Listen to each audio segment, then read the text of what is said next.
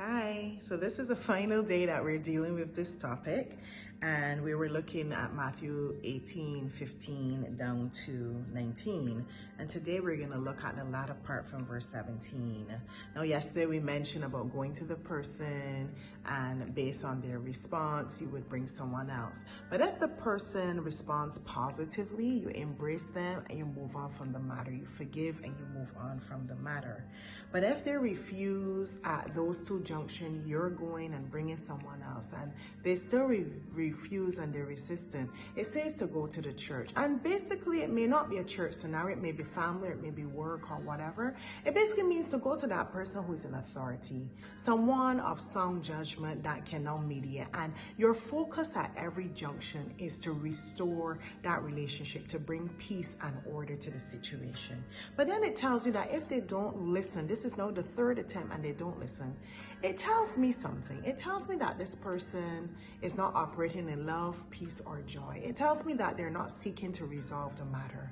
And that can happen. A number of things may be going on in someone's life that cause them to behave that way, but it does not negate us from practicing these principles. We are to do these steps.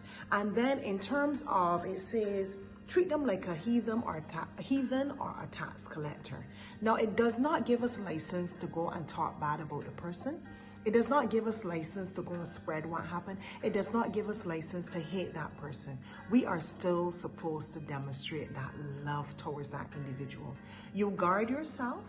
You set your boundaries in place, because here is that person has demonstrated that they do not have good intentions. So you have to operate in wisdom. But it does not give us license not to forgive them. You forgive them and you operate in love. And the way in which you can love them is by praying for them. Praying that the Father would touch their heart in such a way that they would now start to operate in that love, in that joy, in that peace. And when they return, we shall pray with the expectation that they will come back at some point. When they return, you don't shoo them away and you don't ill-treat them, but you embrace them in love. And all of what I am saying to you has to be done under the governance of the Holy Spirit, because after all, the heart of man is despitefully wicked. Who can know it? God knows it. And God will tell us how to operate in the midst of conflict. But this is what He has given to us to do.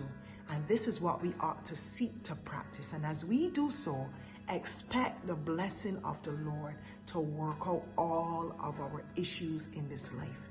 Do not harbor unforgiveness.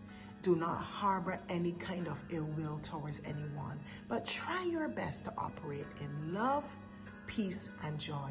We are all a work in progress, and we all need forgiveness, first from the Father and from each other. I pray that God will strengthen us as we deal with conflict and issues throughout our lives. God bless you tremendously. Have a wonderful day.